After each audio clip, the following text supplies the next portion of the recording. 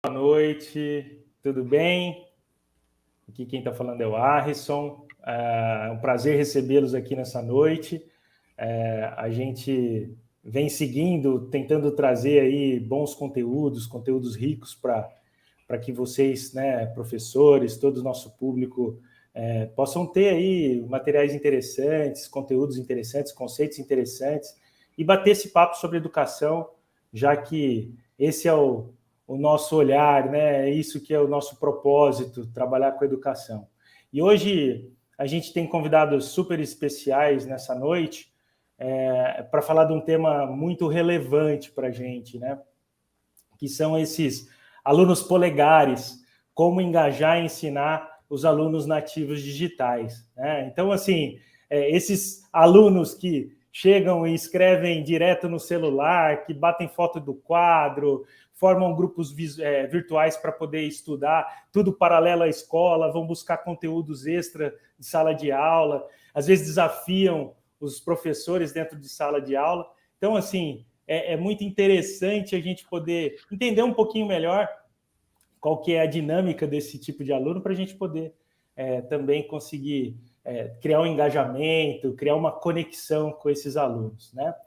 E, enfim, qual será, né, esse nosso desafio dentro de sala de aula com esses novos alunos aí, esses alunos polegares, né? Então, para falar um pouquinho sobre esse tema, a gente tem o prazer de receber o professor João Vianney, que é membro da Roper Educação, que é uma grande consultoria hoje que atende instituições de ensino aí do Brasil inteiro, ex-coordenador do Laboratório de Ensino à Distância da UFSC, ex-diretor da Unisul Virtual, e ele tem um projeto super bacana que ele vai contar um pouquinho para a gente, que é o blog do Enem.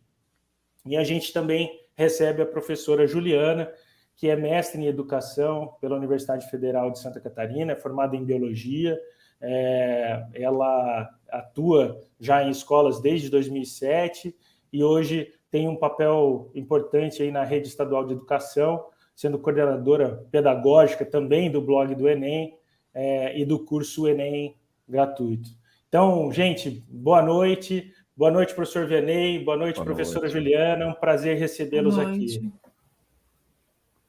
Arson, querido, alegria minha infinita, imensa, né? O projeto de vocês de fazer esse apoio ao professor, né, para que ele consiga vencer o desafio do dia a dia e ser mais professor ainda, porque a alegria de professor é quando o aluno aprende, né? Então, o professor hoje ele tem mecanismos que o desafiam para que ele faça com que o aluno aprenda como reter a atenção desse aluno nativo digital, como usar as tecnologias e as ferramentas. Então, eu queria, em primeiro lugar, dizer assim, boa noite, professor. Tá? Eu amo você, sou apaixonado por você, porque eu sinto na pele o que é viver professor. Tá? Desde criança, minha mãe foi professora, né? Então, desde muito pequeno, desde que eu me entendo, por 4 anos e meio, 5, minhas primeiras memórias, eu vejo a minha mãe com uma bolsa de professora, isso já fazem quase 60 anos, e ela não existia internet, não existia smartphone, não existia computador, e ela ia dar aula de geografia, ela levava o mapa enrolado, né? Ela tinha uma régua de 1 metro para poder apontar as coisas no mapa, e ela dava aula também de matemática, então ela tinha um transferidor enorme para fazer os ângulos, né? Tinha um triângulo, retângulo que ela levava, e era com borboletas para ela poder mudar o tamanho das coisas. Então eu tenho uma memória da minha mãe trabalhando como professora desde que eu sou muito criança, e os acidentes da vida me levaram para a educação. Então, eu sou um apaixonado por você que está conectado conosco hoje aqui, e eu vim trazer, na verdade, as dores dos professores. Eu falo do aluno nativo digital, do aluno polegar. Eu inventei esse nome. Mas o que me interessa mesmo é a dor do professor para fazer com que esse aluno fique engajado, que ele preste atenção e que ele apreenda, porque ele pode prestar atenção sem aprender. Então, foi um tempo jogado fora. Então, é com esse boa noite que eu queria chegar, Arison. Muito obrigado pelo convite. Eu que agradeço você ter aceitado aí estar aqui com a gente. Já te conheço, já acompanho a tua trajetória já há um bom tempo aí. Então, obrigado. É uma honra poder recebê-lo aqui, né? E você falou muito bem, professor. Vianney, o Super Pro aqui tem essa característica de ajudar o professor também no dia a dia, já que nós somos aí um banco de questões hoje que auxilia os professores a montarem suas atividades de avaliação. Nada mais justo e nada melhor poder trazer também conteúdos para enriquecer e tentar trazer conhecimento, conteúdo importante para o dia a dia desse professor. Então, obrigado. Tá? Juliana. Professora Juliana. O que você vai trazer para esses teus colegas do Brasil inteiro? Olha a responsabilidade que o Arrisson colocou para cima de você. Mas, Vianney, a responsabilidade foi você, né? Que depois de fazer essa abertura toda querida aí com todo mundo, o que eu vou falar mais depois disso, né? Só tenho a agradecer aqui pelo convite. Espero que a gente tenha uma conversa que acrescente um pouco em quem está aqui nos prestigiando com a presença. E também, se eu puder, sempre aprender um pouquinho, né? Que professor é assim, a gente está aqui para ensinar, compartilhar, mas também para aprender.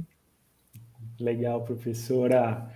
Mas vamos lá, professor Vianney, primeiro, assim, eu gostaria, antes até de você falar um pouquinho sobre os alunos polegares, eu queria que você falasse um pouquinho do teu projeto, um projeto interessante que envolve aí bastante gente, que é o blog do Enem, né? O blog do Enem hoje que tem um conteúdo super bacana, que tem foco no aluno, tem informação. Me fala um pouquinho do blog do Enem hoje, como que vocês estão trabalhando e como que vocês estão atuando. Arrisson, assim, o blog do Enem foi uma alternativa que nós criamos em 2013 para 2014 para poder levar, naquela época, informações sobre Enem, FIES, SISU, ProUni, notas de corte, bolsas de estudo, para a galera que fazia o Enem. Aí a gente percebeu que mais relevante do que levar a informação de oportunidade era levar um processo de qualificação do jovem para que ele pudesse buscar uma nota maior. Então, a gente sai do conceito blog, né, que é meramente comunicativo ali, e a gente vai para o conceito de formação. Então, a gente cria, em 2014, a área de conteúdos do blog do Enem, de conteúdos estruturados. A gente era um blog de informações fragmentadas, né, e a gente cria, com a professora Juliana, a área de conteúdos. Nós começamos, então, a sistematizar os conteúdos que mais caíam no Enem. Então, a gente pegou a redação, que é uma área que vale 20% da prova do Enem, e depois pegamos matemática, depois biologia, química e física, depois a área de linguagem, de humanas, e fomos buscar os conteúdos que mais caíam, porque a gente era muito pobre, somos até hoje muito pobres, né? E a gente, então, tínhamos que fazer o que mais caía para a gente dar conta de fazer a produção. A gente começou assim a primeira produção, a gente não tinha vídeo, a internet não rodava vídeo ainda, era tudo modo texto e gráficos e imagens. Deu muito certo e os alunos passaram a tirar dúvidas com o blog do Enem. Aí ele assume o primeiro lugar no tráfego em relação ao Enem, né? Então a gente ficou durante muitos anos em primeiro lugar no tráfego do Enem como um balcão de tirar dúvidas e um balcão de informações. A professora Juliana fez uma seleção de professores para a gente, na rede pública e na rede privada em Santa Catarina, nas melhores escolas. Então, a gente passou também a receber a melhor devolutiva do professor. E a gente pôde acompanhar a discussão da BNCC. Chegou no momento que a BNCC já estava encaminhada para encaixar o que seriam os novos componentes curriculares da BNCC, e aí a Juliana, eu e a Jade, que é a nossa diretora de conteúdo, nos reunimos para criar o curso Enem gratuito. A gente percebeu que nós tínhamos que oferecer para a sociedade além do tira dúvidas, além da trilha de aprendizagem do que mais caía. Então, nós começamos em 2017 para 2018, a partir de uma análise que a professora Juliana fez da matriz do Enem e da chegada da BNCC, a produzir todos os componentes curriculares do Enem, não só os que mais caíam, até aqueles que nunca caíram. Tá? Então, a gente conseguiu produzir, somando o blog do Enem e o curso Enem gratuito, mais de 4.000 aulas nós temos produzidas e disponíveis, gratuitas para os alunos, sendo que no curso Enem gratuito são trilhas de aprendizagem organizadas. Então, é tudo gratuito. O nosso perfil de aluno é o aluno da escola pública e aquele mais pobre da escola pública e das escolas públicas mais distantes e mais carentes, né?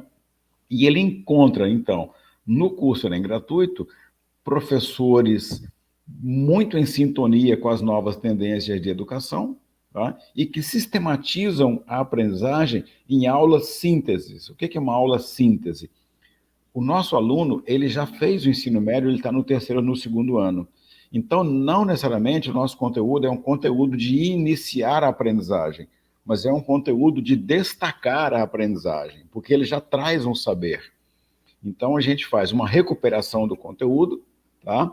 A gente tem um modo de aplicação com exercícios, e desde 2018 nós criamos o nosso canal de vídeos no YouTube, que se chama Curso Enem Gratuito, e que tem 70, 80 mil pessoas por dia. Então, a gente tem hoje, por dia, de 50 a 70 mil pessoas dia no YouTube, de 30 a 60 mil pessoas no canal do blog do Enem, e mais 20 mil pessoas no canal do Curso Enem Gratuito, na web, na plataforma. Então, somando tudo, a gente tem, por dia, né, 120, 140 mil alunos dia. No sábado é mais fraco, fica ali em 70, 80 mil. Na segunda-feira é mais forte, vai a 170, 200 mil alunos. Quando entrar outubro, que acelera para o Enem, esse número dobra, muita gente vem estudar de última hora e a gente vai chegar aí na semana do Enem com umas 500 mil pessoas estudando por dia, mais ou menos, com a gente. Uau. O que é muito legal? É tudo gratuito. A professora Juliana é uma amada superiora, tá? A Jade, diretora de conteúdo, é uma carrasca. Então, os professores têm que piar fino. Eles têm que produzir o melhor conteúdo, eles têm que dar a sua melhor aula. Tem uma equipe de editoração, tá? A Ana Cristina Peron é a chefe de editoração hoje, que é também assim, ela não dá moleza. E nós temos 2 pessoas de redes sociais, tá? A Bianca e o João Wesley, que fazem no Instagram e no Facebook a animação para trazer o aluno, para trazer o usuário. E na direção de estúdio tem o Arthur Emanuel, velhinho que nem eu, né, que acolhe os professores e engana os professores. Ele trata bem da bolachinha, da banana, da manga, mas acendeu a luz, ligou o microfone, ele quer a melhor aula. Né? Não tem perdão. Então, essa é a nossa vida, essa é a nossa rotina. Né? Juliana, diga, querida. Eu quero acrescentar alguma coisa aqui, né? Uma coisa legal que a gente tem dentro do curso Enem Gratuito, e que é uma das coisas que a gente pode discutir ao longo da nossa conversa, é que a gente percebeu ao longo dessa nossa trajetória que o Vianney narrou, que às vezes a gente precisa pegar esse aluno que é um visitante, um internauta, e pegar ele pela mão. Né? Olha, você precisa estudar tal coisa. E se ele ficar perdido nessa busca do Google, porque a gente sabe que tem toda uma questão de otimização do Google, que vai dar preferência para certo tipo de conteúdo, nem sempre ele vai cair na melhor trilha, na melhor conteúdo, na melhor videoaula.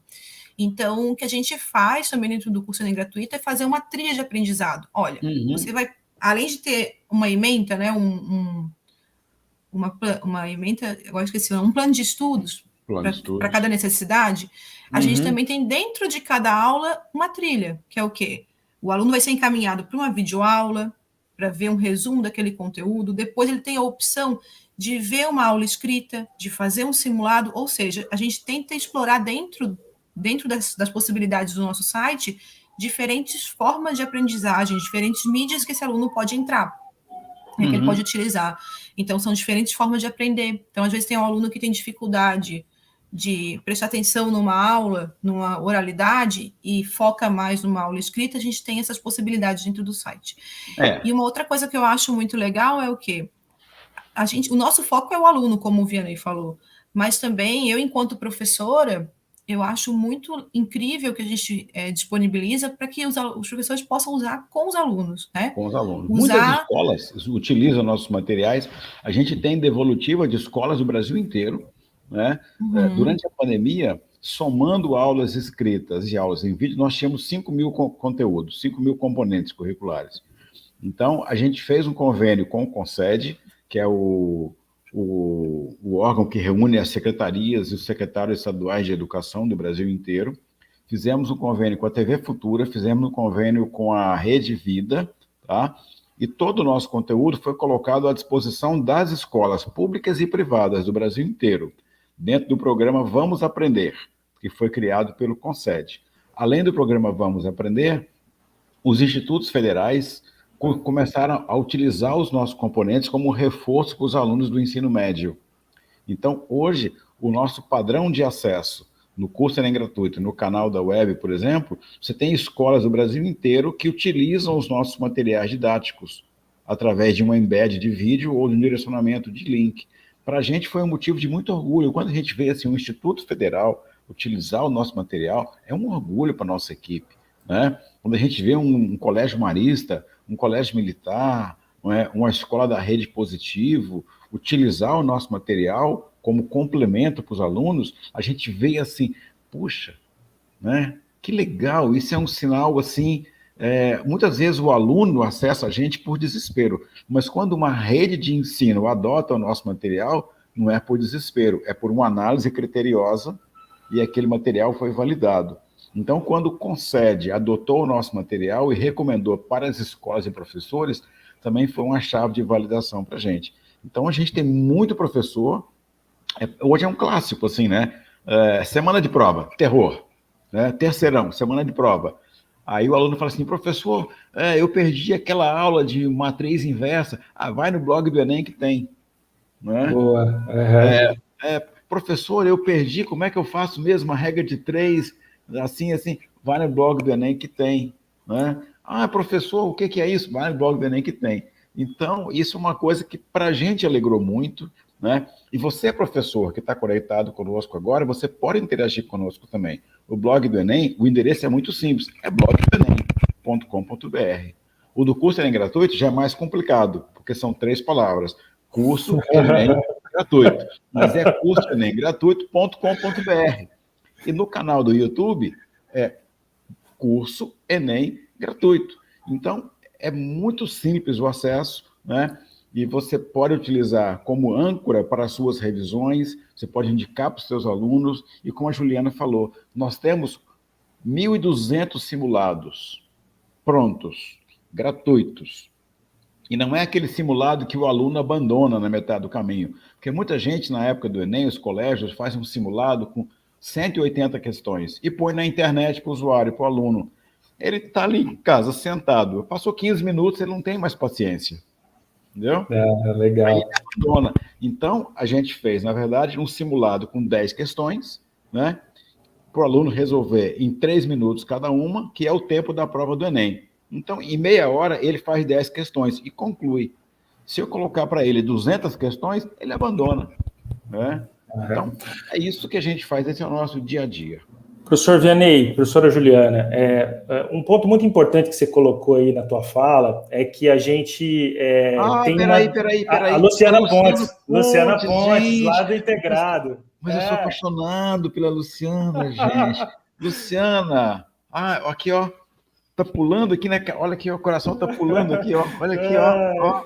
Nossa, que lindo. Dá um beijo em todo mundo aí, dá um abraço no professor Jefferson, dá um abraço na professora Carla, um grande beijo para você, dá um abraço na professora Conceição, dá um abraço no Pedro, dá um abraço em todo mundo por mim aí, que eu amo vocês. Muito obrigado de você estar aqui com a gente, Lu. E eu ainda nem falei dos alunos polegares, ainda daqui a pouco é que eu vou falar. Mas, que bom. Obrigado, Lu, pela participação. Professor Vianney, o que eu estava falando é assim, você deu alguns indicadores, né? São aí quase 150, 200 mil pessoas, 1.000 alunos que acessam a ferramenta. Todo dia. Isso demonstra essa demanda por conteúdo, por material que está extra sala de aula, né? E aí eu queria te perguntar, né? Trazendo para esse conceito dos alunos polegares.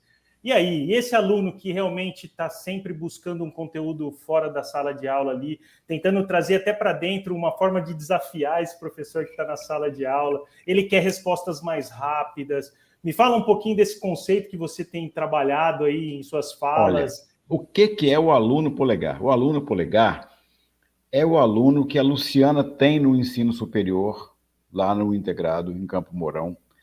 É o aluno que a Juliana tem na rede estadual de educação, é o aluno que o nosso professor tem na educação, nas primeiras séries do ensino fundamental. Ele é o aluno da nova sociedade. Muita gente pensa que o aluno polegar é a criança, né? O aluno polegar é qualquer pessoa na faixa aí de 30 anos para baixo. As pessoas de 30 anos para baixo no Brasil, elas já são da geração nativa digital, tá? E elas foram mudando de acordo com a mudança da tecnologia. Então, hoje, as pessoas têm um telefone como esse, um telefone de tela, tá? Esse aqui é o meu neto, ele está com 6 anos agora, e ele já é um aluno polegar. Por que ele é um aluno polegar? Porque ele se alfabetizou sem ir à escola. Ele se alfabetizou utilizando o telefone do pai e da mãe para selecionar um filme, para selecionar um game, né? E ele foi aprendendo por fonética, né, a pronúncia e como teclar.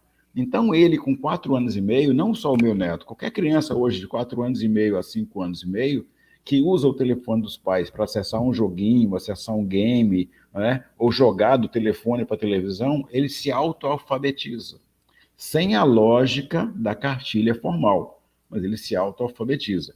E ele aprende a escrever com os polegares, ele não aprende a escrever com a pinça, o polegar opositor, aquele filme clássico do Jorge Furtado, né? O telencéfalo e o polegar opositor, e que faz a pinça, e que eu pego uma caneta e eu vou aprender a escrever aqui com lápis e papel. Os alunos de hoje, eles aprendem a escrever diretamente com os polegares, tá? E com uma rapidez muito grande. Não é? Rápido, pá, pá, pá, pá, pá, pá, pá. Quando ele vai para a escola, ele já não quer copiar o quadro, ele quer fotografar o quadro. Até porque ele não tem o treino da cópia. Ele não tem o treino da cópia, mas ele sabe bater foto, ele sabe ampliar o zoom, ele sabe recortar, ele sabe mudar a cor do fundo, ele sabe compartilhar com os colegas. Então, para ele, o quadro não é para ser copiado, é para ser fotografado. Tá? Fotografado gera um arquivo que ele pode misturar, cortar, editar e mandar para os colegas e compartilhar. Então, aquela história que a gente copiava o caderno da aluna que tinha a letra bonita, acabou, né? Hoje eu vou receber já compartilhado um aluno que fotografou o quadro da matéria e fez um PDF e mandou para todo mundo. Então, isso já mudou. Então, essa habilidade eu chamo de aluno polegar. Mas ela não é só uma habilidade mecânica, manual. Ela tem coisas cognitivas que vão acontecendo, tá? Esse aluno polegar, ele também usa ou o Instagram, ele usa ou o Facebook, ele usa ou um Telegram, ele usa ou um Discord, ele usa algum meio de comunicação que não é o antigo e-mail. Quando eu conheci o e-mail, eu tinha 35 anos de idade. Então eu achava fantástico que eu mandava uma pergunta num dia e chegava uma resposta no outro. Para a nova geração, não existe isso, perguntar num dia e responder no outro. O tempo dela é o tempo do WhatsApp. Tá? Então, esse aluno, ele quer respostas instantâneas. Tá? Então, ele quer estudar no tempo do WhatsApp. E ele também quer estudar conteúdos de menor extensão. Tá? Ele não quer ler 20 páginas para depois fazer um exercício. Ele quer ler 2, fazer um exercício e tirar uma dúvida. Para depois ele ler a terceira e fazer um exercício e tirar uma dúvida. É um learning doing que ele quer fazer ali. A cabeça dele é diferente. Então, uma disciplina que quando eu criei no Laboratório de Ensino à Distância da Universidade Federal aqui em Santa Catarina, que naquela época, uma disciplina de 80 horas no ensino superior, tinha 140 páginas, hoje ela continua tendo 140 páginas. Ela tem, na verdade, 20 unidades de 7 páginas. E que ele lê aquelas 7, faz uma atividade, faz uma pergunta e assim ele vai trocando. Isso no ensino superior. Tá? Aí, isso é um microlearning. Aí o que acontece? Ele quer ler fragmentos menores e ele quer, em cada fragmento, um vídeo explicativo do que o papel não dá conta. E ele quer uma atividade para fazer. É muito difícil para as universidades, para as escolas, chegar nessa fragmentação. Os sistemas de ensino têm apoiado para fazer isso, mas mesmo eles têm apanhado bastante para chegar numa modelagem que fisgue o aluno. E agora que vem o desafio mais explosivo mesmo, né? Agora, durante a pandemia, os alunos passaram a utilizar muito aplicativo, tá? Muito game. Então, eles ganharam uma habilidade enorme. Eles querem um professor em sala de aula melhor do que o aplicativo, melhor do que o game. Senão, o professor não é o mestre. Para o professor ser o mestre, ele tem que ser melhor do que o aplicativo. Não é fazer dancinha do TikTok. Melhor na inteligência. Fazer com que o aluno perceba que ele tem capacidade, que ele tem conteúdo e que ele pode levar o aluno até a aprendizagem. Então, você, professor, que está me escutando aqui, você está condenado a ser melhor do que os apps, condenado a ser melhor do que os games. Você não tem que temer os games, nem temer os apps. Tem que entendê-los para que você possa fazer o que eles não fazem, que é uma ativação de inteligência, é levar o aluno para o caminho do futuro. E só para completar a minha exposição, então, aqui inicial, a gente tem um fenômeno novo agora, que eu chamei de videalização. O que é a videalização? Os alunos, para meu desespero, para seu desespero, para desespero de tanta gente, eles não querem mais ler livros. Eles querem ver e ouvir. Tá? Então, isso é um desafio enorme, porque aquele tempo da leitura, da reflexão da leitura, está sendo substituído por vídeos fragmentados. Tá? Então, o desafio para eu, professor, para nós, professor, para você, professora, você, professor, é como lidar com esse cérebro que está chegando na nossa sala de aula, desde o fundamental até a universidade. Esse cérebro, ele não quer ler, ele quer ver e ouvir. Tá? Então, eu chamo isso de videalização. O nosso próprio projeto do curso Enem Gratuito tem o canal de vídeos e tem o canal de aulas escritas e simulados. No ano passado, na semana do Enem, nós temos o aulão. Né? Na semana do Enem, pela primeira vez na história, desde 2014, pela primeira vez em 9 anos de trajetória, a gente teve mais acessos nos vídeos do que no simulado e na aula escrita, que seria uma aula em tese expositiva, mas engajada com o simulado e que tem o vídeo dentro. O nosso padrão de acessos no YouTube foi muito maior do que o padrão de acesso na plataforma, pela primeira vez na história. Tá? Então, a gente vem monitorando o comportamento do aluno. Tá? Isso aconteceu, não foi só com a gente. Aconteceu com o Descomplica, aconteceu com o Estúdio, aconteceu com o Beduca, aconteceu com todo mundo que lida com essa aprendizagem para essas gerações. Então, essa seria, assim, a minha síntese para você, professor, que está acompanhando com a gente aqui. Tá? Alunos polegares não são só os pequenos polegares, somos todos nós que abandonamos a escrita em papel, tá? E que fazemos a escrita teclando aqui. Tá? É muito engraçado, eu ando de ônibus, eu ando de metrô, eu ando de trem, e as pessoas estão... Parece um game, né? Todo mundo olhando assim e teclando assim rapidamente. Então, o aluno polegar, essa é uma característica mecânica, mas o que interessa para a educação é o cérebro. Então, eu parti desse diagnóstico da mecanicidade para chegar na plasticidade cerebral. Então, o que eu chamo de aluno polegar, independente da idade, são todas as pessoas de 30 anos para baixo que têm um novo jeito de estudar, um novo jeito de aprender. Se eles têm um novo jeito de aprender, eu, professor, tenho que ter um novo jeito de ensinar. Né? Perfeito. Essa é a minha proposição, que, na verdade, é um desafio que eu faço para você. Porque se eu falar que eu sei a resposta, é mentira. Tá? Quero que um raio caia sobre a minha cabeça, né? Se eu falar que eu sei a resposta, é mentira. Eu não sei a resposta. Eu estou andando na planície, junto com milhões de professores do mundo inteiro, procurando a resposta. Eu ainda não encontrei. A Juliana, que está mais em sala de aula, talvez já tenha encontrado a resposta. Mas ela tem mais desafios do que eu, porque eu sou um velhinho metido, entendeu? Né? A Juliana não. Ela é uma professora que está em sala de aula no ensino, na educação básica. Então, ela tem uma contribuição que é muito maior do que a minha. A minha contribuição é de um observador, né, do cenário. A dela não. Ela está com a mão na massa. Ela é a madre superior. Né?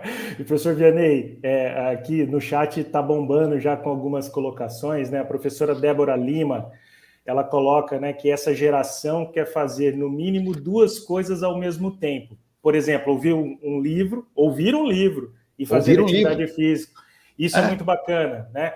Essa nova dinâmica desse aluno que a gente trabalha no dia a dia, né? Então, eu achei legal essa colocação da professora Débora. E também tem o Marcos, que colocou aqui, né? A falta de conteúdo escrito ameaça aprendizado da nova geração ou não? Essa coisa da videalização, dá para falar isso? Dá para comparar? Dá para... Olha, eu passo essa bola mais para a Juliana, porque ela que está em sala de aula. Olha, o Vianney sabe que eu tenho uma certa resistência à questão da videalização, não da videalização em si, mas da redução de tempo em que o aluno pensa que ele vai conseguir aprender, né? Por exemplo, ele vê um vídeo do TikTok de 15 segundos, 30 segundos, e a nossa preocupação enquanto professores, eu não sei se os colegas vão concordar comigo, é o quê? Se ele está entendendo aquela pílula de conteúdo como realmente o que ela é, uma pílula de conteúdo, um ponto a ser lembrado e frisado, destacado num conteúdo maior, ou se ele está entendendo que aquela pílula de conteúdo ela é suficiente para ele entender algo muito mais complexo. Então, eu tenho essa resistência porque a minha preocupação é, será que esses alunos, os alunos polegares, eles estão também vindo com essa habilidade crítica de ver esse vídeo e entender que preciso ir além daquilo ali, ou se ele se resume àquele tempo de 15 segundos, né? Então, eu acho que é uma coisa a ser discutida, a ser estudada, né? Se esse conteúdo está sendo realmente absorvido, se o aluno está entendendo aquilo ali do jeito que ele deveria estar entendendo, né?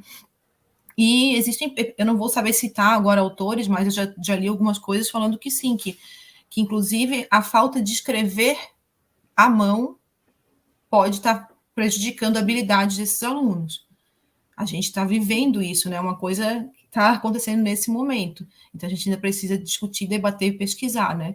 Eu não tenho uma resposta para isso.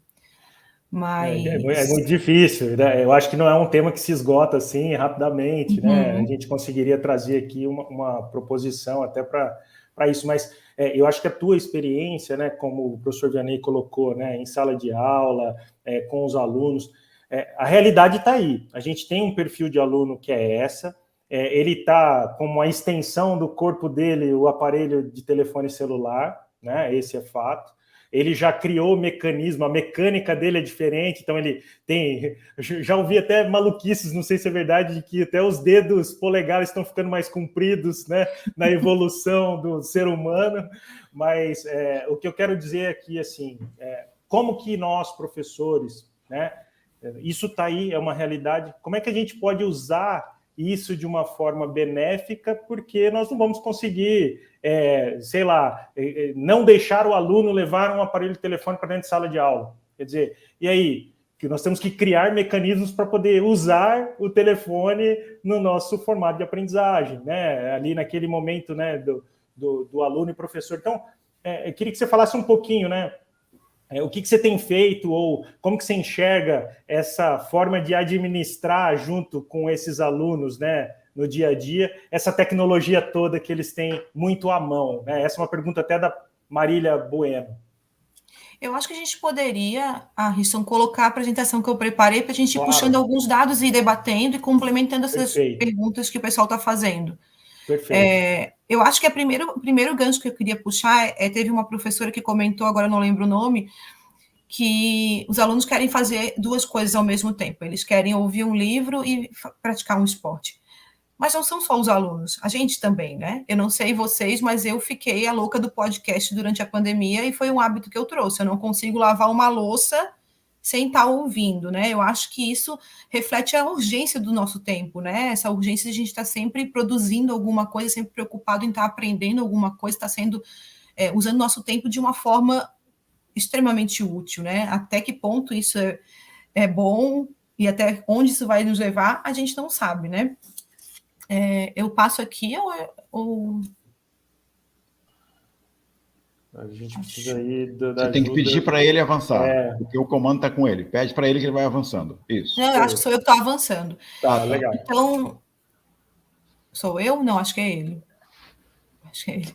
Mas, enfim, então, nesse gancho, né, eu trouxe aqui uma pesquisa que diz o quê? A pesquisa TIC Domicílio de 2019, que diz que 93% dos lares brasileiros têm pelo menos um smartphone.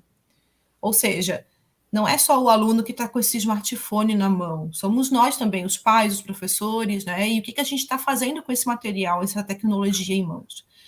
Pode passar, por favor.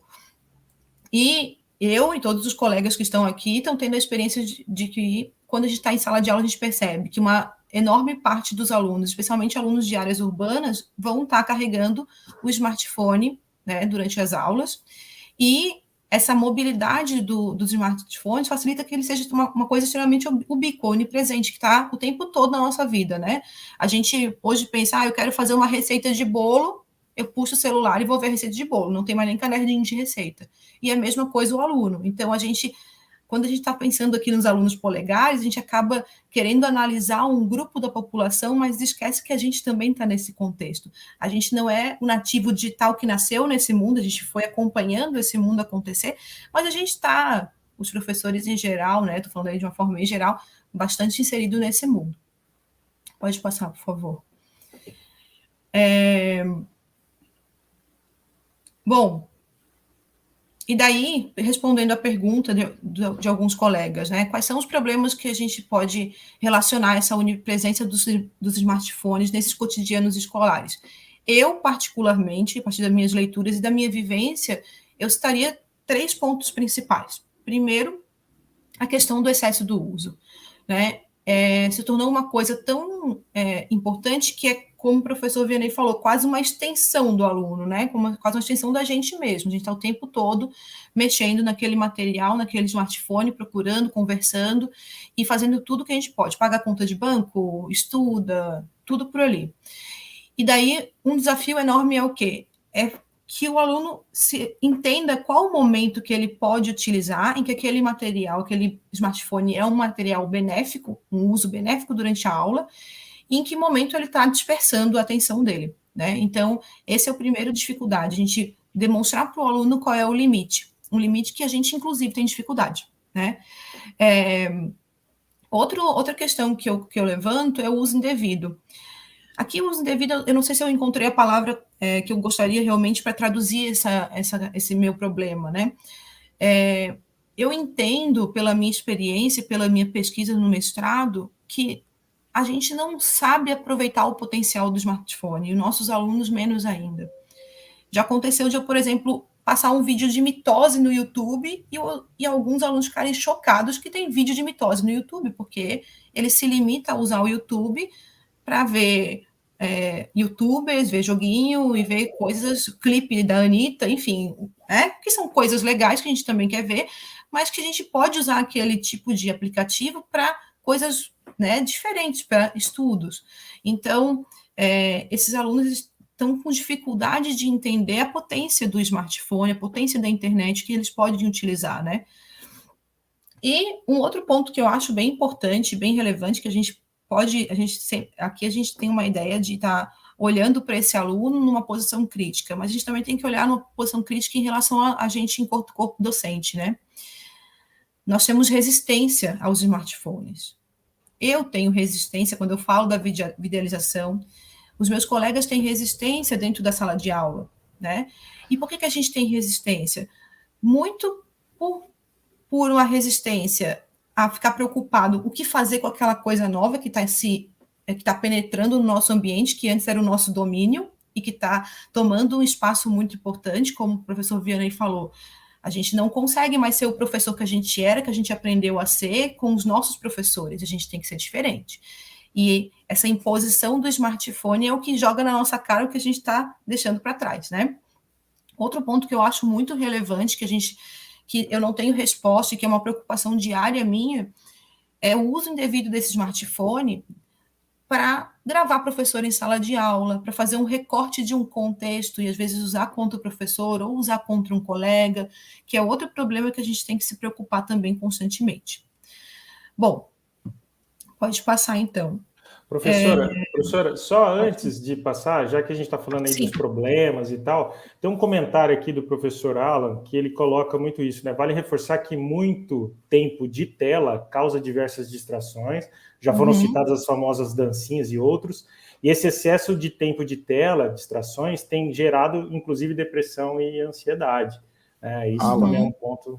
O Alan tem minha total solidariedade, E, além da solidariedade, eu carrego para o Alan o total desafio de que todos nós temos de como lidar para transformar essa situação.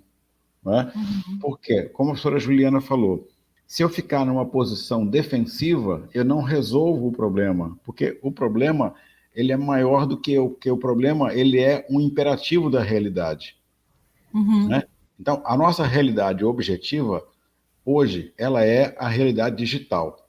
A gente viveu a primeira Revolução Industrial, de 1750 a 1840, por ali. A gente viveu a segunda Revolução Industrial, que foi a era do petróleo, do aço, da eletricidade, tá? Que foi até a Segunda Guerra Mundial.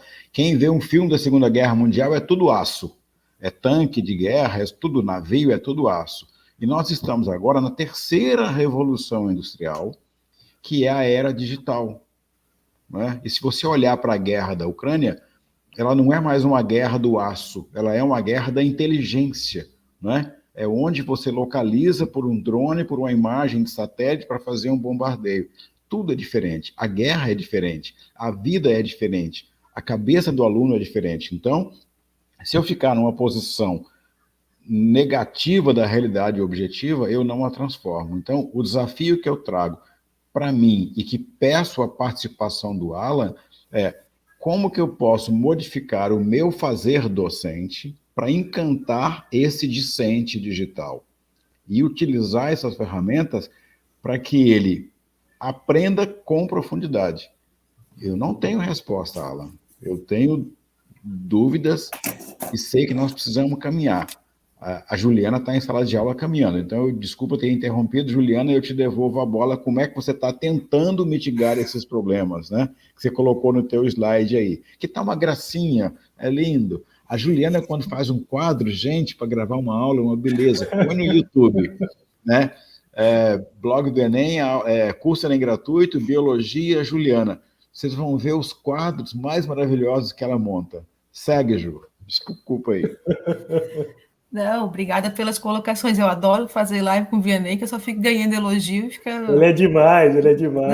Nossa, levanta a nossa bola.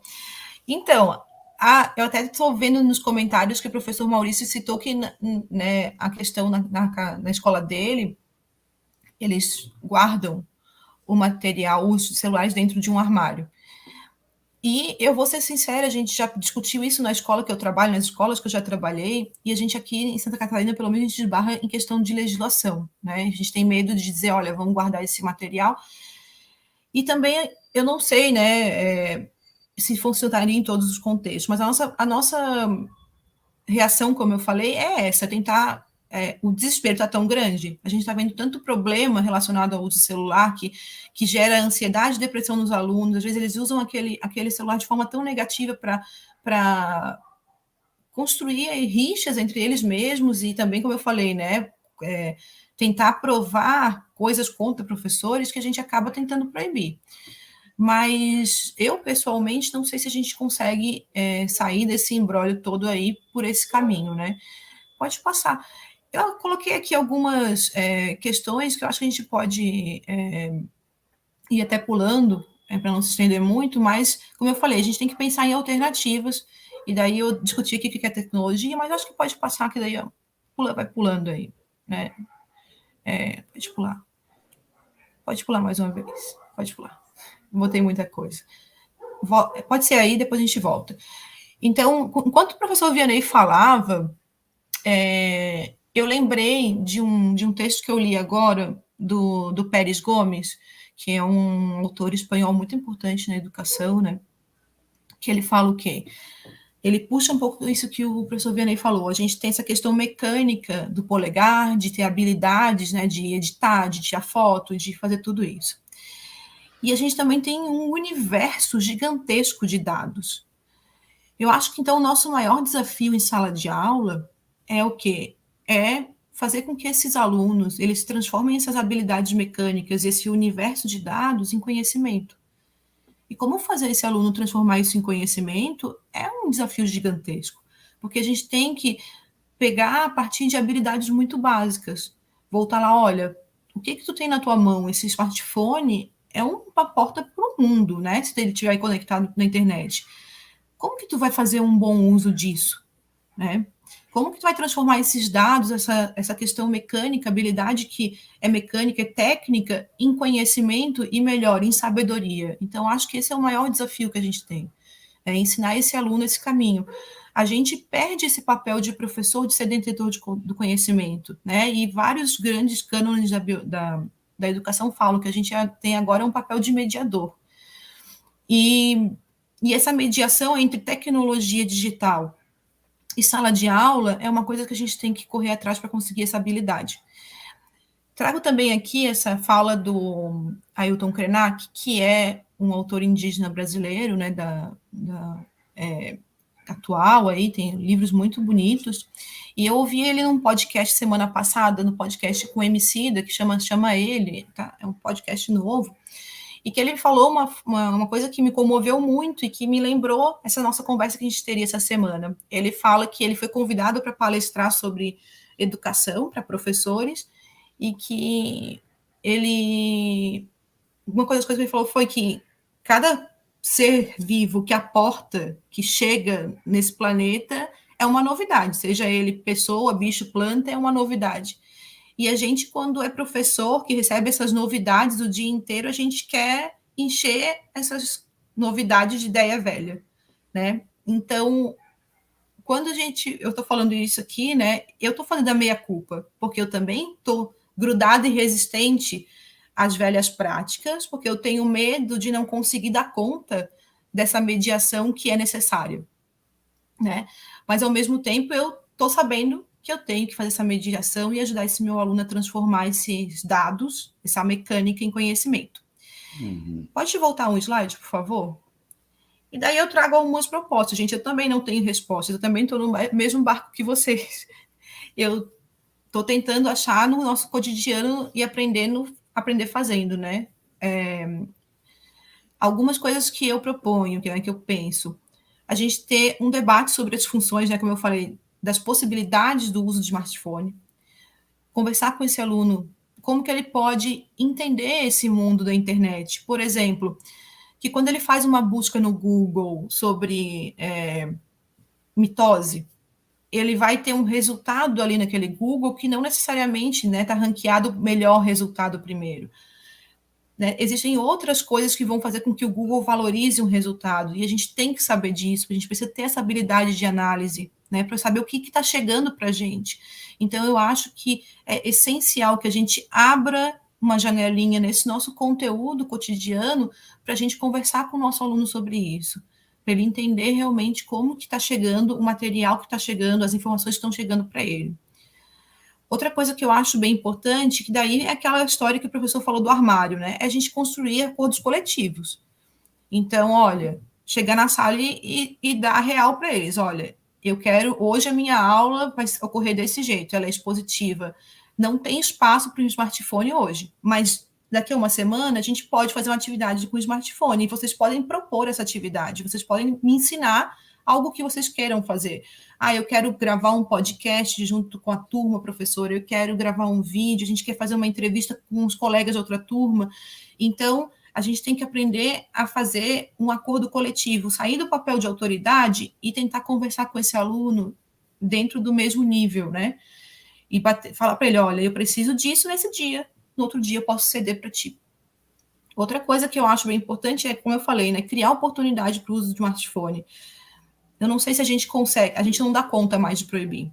A gente não dá conta. Isso é uma realidade que a gente tem que engolir e pensar em como fazer aquela questão da antropofagia, né? O que eu vou fazer com isso? Eu tenho que engolir essa coisa imposta pelos tempos que a gente está vivendo, mas como que eu vou fazer o melhor com isso, né? Então, por exemplo, um exemplo de atividade que eu fiz há um tempo atrás, durante a pandemia, aquela coisa, a gente acabou transpondo o ambiente da sala de aula expositiva para o mundo digital durante a pandemia, aquela videoaula do professor falando. E eu um dia tentei conversar com eles e propor alguma coisa diferente, e a proposta saiu gravar um podcast sobre um assunto que os alunos interessavam, que tinha a ver com a minha matéria. E eu me surpreendi o quanto que eles conseguiram aprender com aquilo ali, quanto que eu aprendi, né? Porque é isso, eles juntam a técnica deles, a habilidade que eles têm que eu não tinha, com a minha mediação e orientação. Quais os caminhos mais legais para a gente conseguir construir esse conhecimento coletivo? E outra coisa que eu acho bem bacana, que a gente tem que tentar estudar mais sobre isso, é a execução de metodologias ativas, né, em que o aluno é mais protagonista. E uma metodologia ativa que eu acho muito bacana é a sala de aula invertida, né, em que a gente propõe atividades para o aluno fazer em casa, com o uso do smartphone, das tecnologias digitais, antes de chegar para a gente. E daí, assim, ele consegue trazer um conhecimento direcionado daquilo que a gente quer para aquela aula, utilizando o smartphone que está no cotidiano dele. Olha, que legal. Não sei se a gente Muito legal. Professora Juliana, professor Vianney, e aí tem um comentário aqui da Maria Souza que ela resume pelo menos uns 3 comentários aqui que colocam que eu acredito que é possível usar os recursos digitais para aprimoramento do ensino dentro e fora da sala de aula, mas substituir a escrita com certeza trará prejuízos à formação das futuras gerações. O que eu acho que resume aqui muito bem? Toda vez que a gente fala de aplicação de tecnologia na educação, na sala de aula, eu sempre vejo muita polarização nas conversas, né? É muito ruim, é muito bom, é prejudicial, não é? E aí a gente está falando aqui de chegar num meio termo e sermos inteligentes na hora de utilizar essas ferramentas, porque elas estão aí, o aluno também mudou bastante, né? E a gente tem muito recurso para utilizar. E aí tem um comentário aqui que eu gostei bastante também da Maria, coloca assim: hoje há uma necessidade do professor sair da sua zona de conforto e se reinventar, se aprimorar. É possível usar os recursos tecnológicos de forma orientada. Deixar de usar por medo também é um erro, né? Então, eu acho que isso resume muito bem do que você está falando aí, né? A gente tentar encontrar saídas para poder utilizar todo esse ferramental, todo esse aparato que a gente tem tecnológico, né? Mas eu quero dizer o seguinte, eu estou falando isso aqui tudo e parece que é fácil, não é fácil. A gente, professor, é um profissional que está sobrecarregado, que muitas vezes dá 40 aulas na semana, não tem tempo de hora-atividade para planejar uma atividade diferente. A gente sabe que uma atividade diferente, que saia daquele nosso cotidiano, que a gente já está...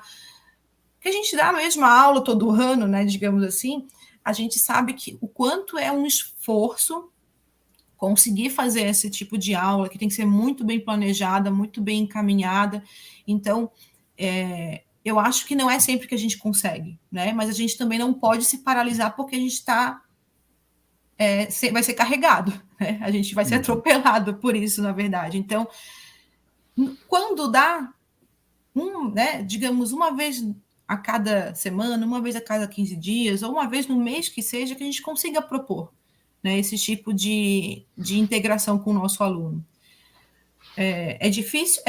Mas se a gente consegue, aos pouquinhos, ir criando esse hábito, né, a gente vai conseguindo desempenhar esse tipo de aula. Uhum. Pode passar. Já foi. Pode passar mais uma vez. Posso fazer um comentário aqui? Claro, professor. O Ailton Krenak dormiu já na minha casa. Tá? Mentira. Não, em 1978, 79, eu tinha um grupo de teatro em Brasília e foi quando o Krenak surgiu no cenário. Tá? Ele era muito jovem, né? E Brasília tinha um movimento, o MDA, Movimento de Defesa da Amazônia, articulado com o CIMI, Conselho Indigenista Missionário. E o Ailton Krenak apareceu lá naquele território ali, e a gente acabou convivendo por um período ali, na juventude dele, também era a minha juventude. Eu fico muito feliz de ver ter feito essa trajetória. Mas o comentário que ele faz, que a gente quer formar os alunos com ideias velhas, eu não posso concordar com ele. Por quê? O que é um professor?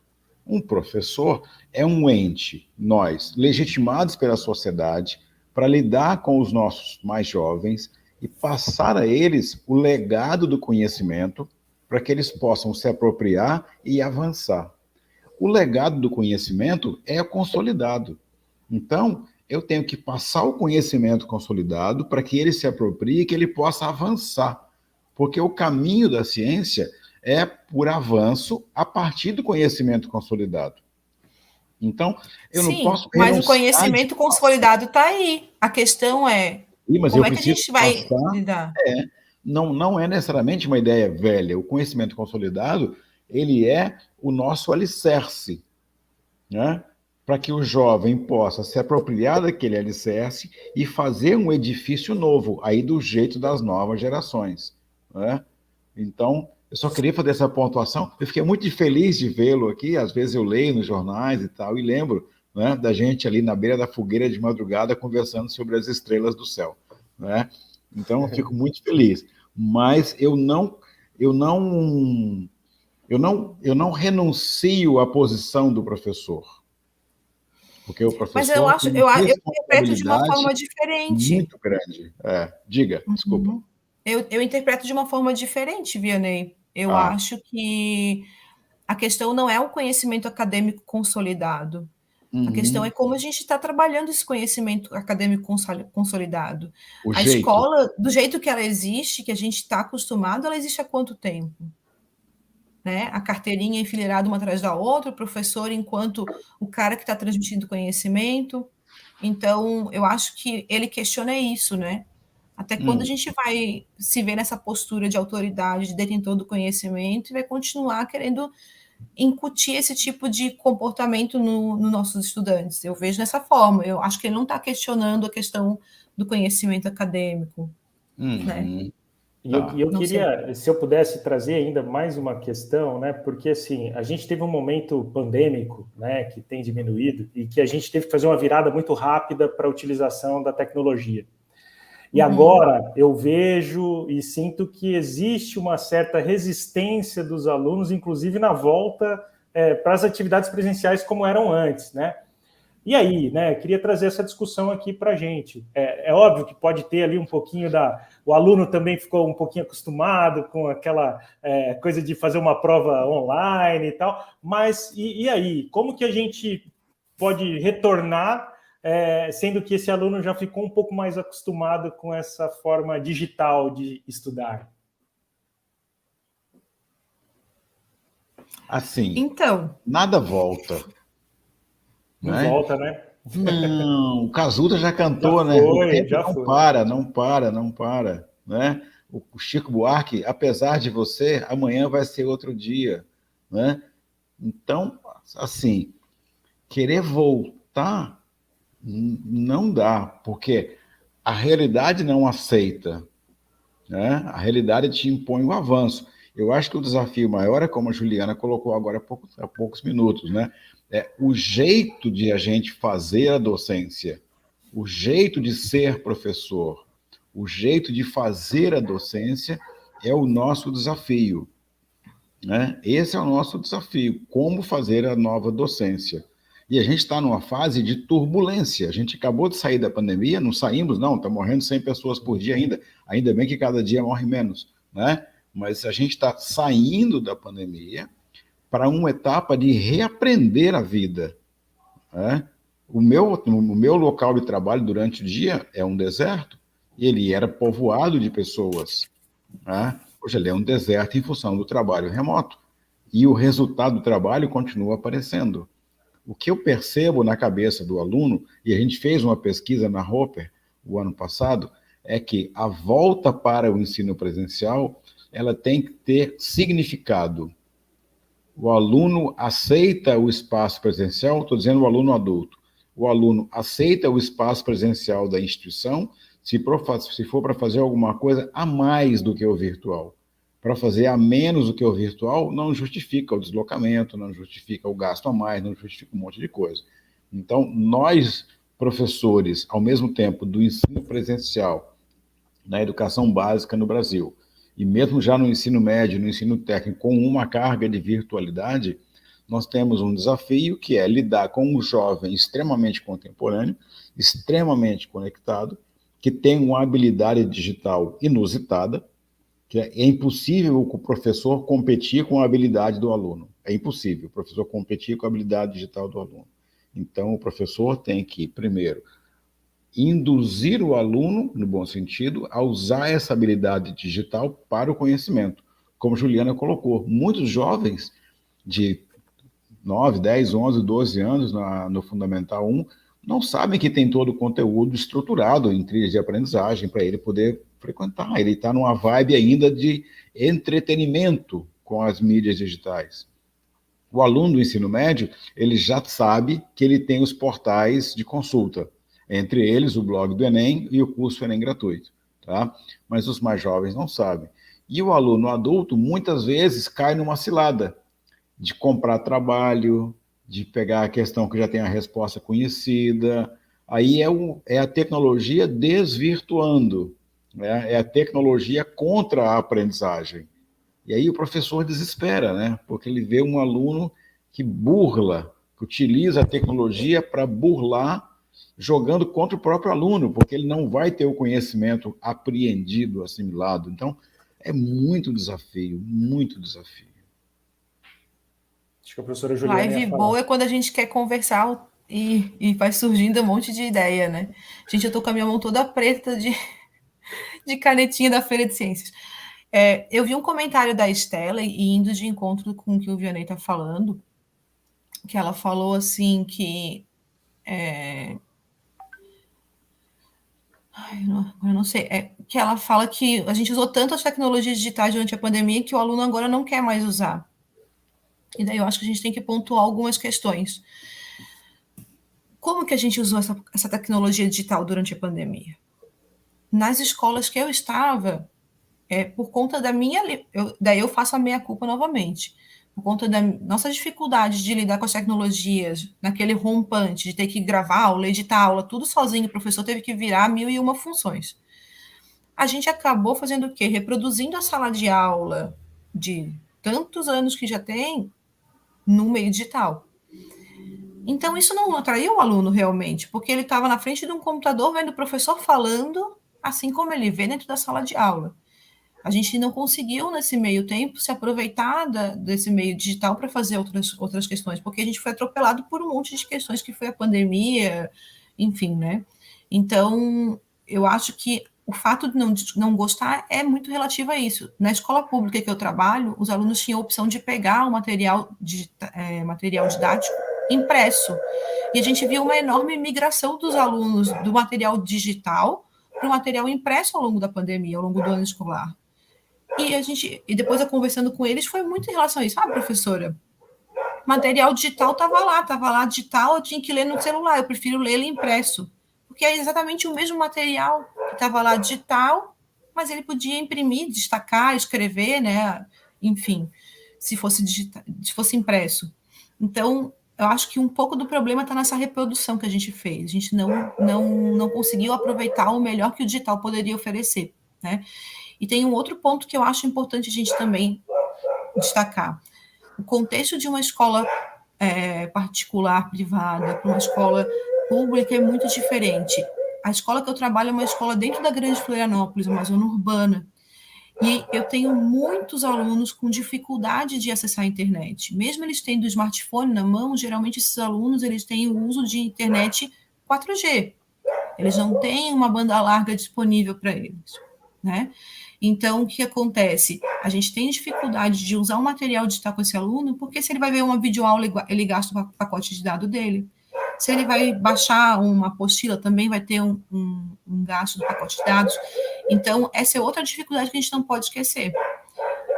E quando a gente também pensa em inserir o smartphone em sala de aula, outra preocupação que a gente deve ter também é em relação ao equipamento que tem disponível na escola, né? Eu tenho uma pesquisa agora da Anatel, do ano passado, que diz que 30 mil escolas no Brasil não têm nem acesso à internet, né? Claro, isso não justifica, mas a maioria está em áreas rurais e muito na região norte do país, né? Então, a gente tem essa desigualdade de acesso, tanto por uma desigualdade social, desigualdade regional, né? Então, são todos outros fatores que a gente tem que colocar nessa conta, que o aluno, obviamente, se ele tem um pacote 4G limitado para ele utilizar, ele não vai usar para ver aula, ele vai usar para ver o clipe da Anitta. Ele vai usar para mandar o WhatsApp para o amigo. Mas né? aí Então, a culpa é nossa. Isso. Mas a culpa é nossa. Sim. Que nós não estamos conseguindo produzir uma educação tão sedutora que ele prefira estar conectado conosco. Então, aí, nós estamos perdendo na comunicação de arte, na sintonia de comunicação de estratégia com esse usuário. Uhum. Então, nós temos uma trajetória enorme para fazer, nós, professores, né? Nós temos que nos tornar e tornar o conhecimento tão atrativo a ponto de que o aluno perceba que é relevante para o aprendizado. Uma criança de 7, 8, 9, 10, 11, 12 anos, ela não pensa ainda a escola como um passaporte para o futuro. É um componente do dia a dia dele, né? E ele aceita, porque a sociedade passou para ele, os pais passaram, a sociedade passou, ele faz a escola como um componente do dia a dia dele. Não é ainda uma percepção da vida futura, Então, nós estamos competindo com tudo aquilo que pode ser atrativo ou não para ele. Então, uma forma de você passar o dever de casa, você pode passar um dever de casa que dependa da interação com os colegas, né? Você pode dar um tempo a partir do qual vai ter um vídeo publicado ou na plataforma da escola ou no próprio YouTube, né? Então, você pode criar uma atividade para os alunos, você fala assim, olha, a atividade de dever de casa hoje é o seguinte, até às 3 da tarde, eles vão ter que fazer isso. Às 3h30, eu vou colocar um vídeo meu no YouTube para resolver as dúvidas de vocês. Manda a dúvida para mim no WhatsApp, entre 3 e 3h15, eu respondo 3h30. Você criou uma dinâmica virtualizada de engajamento, né? E deles fazerem uma devolutiva depois. É evidente que você pode usar as ferramentas que a Juliana domina, desde o Kahoot, que todo mundo já domina, até outras ferramentas contemporâneas que vão te fazer uma atividade síncrona ou assíncrona com o aluno, que vão gerar um registro acadêmico na plataforma da escola, né? Ou mesmo diretamente nos ambientes. O fato é que... Cadê meu telefone? Ó, isso aqui a gente leva para o banheiro, gente. Não estou mentindo? Isso tem que ter uma tomada perto, né? Porque não pode acabar a bateria, tá? A gente leva para o banheiro. A gente deixa do lado da cama, tá? A gente no ônibus, no trem, no metrô, todo mundo leva na mão, no colo, não larga. As pessoas esquecem a bolsa, mas não esquecem mais o telefone, tá? Né? Perfeito. Larga da mulher, larga do marido, mas não larga do telefone, né? Então, isso passou a ser um componente, uma extensão do ser. É uma extensão da pessoa. Então, eu não posso ignorar que o meu aluno tem como extensão do seu corpo um telefone, que é a extensão da sua mente, porque não é uma extensão mecânica, não é uma deformação corporal. Pelo contrário, é um vínculo com o cérebro dele, não é? Os polegares são o neurônio ativo, o neurônio que digita, que obedece os comandos do cérebro. Então, eu não posso ignorar que o aluno passa mais tempo com o telefone do que com qualquer coisa. Então, ou eu uso essa tecnologia em benefício da aprendizagem, ou ela vai ficar só para recreação. Quando não, para que é uma distorção, que seria a erotização precoce, sites de pornografia, Deus me livre, né? Nós temos que dar a ele o uso, não vou nem chamar de positivo, mas o uso de aprendizagem, o uso de crescimento, o uso de expansão, não só do domínio do conhecimento, mas também para o domínio das relações pessoais, o domínio dos conceitos de cidadania, o domínio dos conceitos de ambiental, né? A formação para a vida, além da formação acadêmica, também acaba passando por esse maldito instrumento aqui. Steve Jobs, quando ele criou, talvez ele não tivesse a dimensão exata do que ia acontecer. Gente, isso aqui só tem 15 anos. Só tem 15 anos essa praga aqui, ó. Só tem 15 anos. É incrível, é incrível. E assim, professor Vianney e professora Juliana, eu acredito muito que a gente só vai poder melhorar se a gente traz esse tipo de discussão como a gente trouxe hoje. E a gente já está aqui com quase 1h10 de bate-papo. Se deixar aqui, a gente vai até mais adiante para falar sobre isso. A gente tem bastante comentário aqui também no chat, que também a gente pode, inclusive, se vocês tiverem algumas dúvidas, mesmo que a gente não consiga falar aqui ou responder, encaminhem que a gente vai tentar responder todo mundo, mesmo que depois dessa live. Esse material, esse conteúdo vai ficar gravado, inclusive, para que a gente possa ter acesso, né? Mais uma questão, né, da tecnologia, aí, um conteúdo assíncrono, né? Para que a gente possa consumir, para que a gente possa interagir. Mas assim, né, para a gente poder caminhar aí para o encerramento, né, de uma live tão bacana como essa, né, eu queria que tanto a professora Juliana quanto o professor Vianney pudesse, assim, de repente, ter uma contextualização, num resumo final, né? Hoje, se a gente pudesse colocar aí como esse desafio de engajar esse aluno, né? Eu sei que não tem bala de prata, mas qual que seria aí uma dica fundamental aí para esses professores que estão nos escutando hoje? Olha, exija mais do seu aluno, tá? Exija mais do seu aluno que ele te dê respostas sobre os desafios de aprendizagem que ele precisa dominar. Então, na verdade, a geração digital, ela tem domínio de ferramentas, ela tem capacidade de articulação, de uso, mas ela não tem ainda o lastro de conhecimento, tá? Nem ela tem nas séries iniciais, nem tem ainda a formação necessária para fazer as operações mais elaboradas, se ela não for puxada. Então, o nosso papel é puxar do aluno. Nós temos que aumentar a carga de estudos do aluno brasileiro, tá? Ainda bem que está chegando a escola de tempo integral, tá? E no começo ela foi pensada como se fosse o tempo integral, fosse atividade esportiva, recreativa no segundo turno, no contraturno. Não, atividade de tempo integral é para você estudar em tempo integral, e as disciplinas de recreação ou de atividade física são parte do componente curricular. Alguns anos atrás pensava que escola integral era aula e atividade de manhã cedo, recreação e esporte à tarde. Não, não é. Sabe por quê? O aluno dos países que estão acima da régua do Brasil em desenvolvimento de IDH ou de capacidade econômica ou de longevidade, as pessoas estudam quase o dobro do que se estuda no Brasil.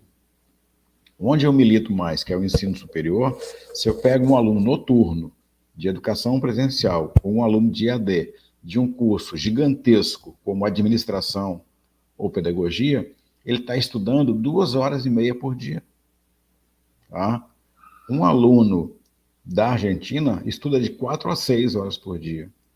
Um aluno dos Estados Unidos estuda de 5 a 7. Tá?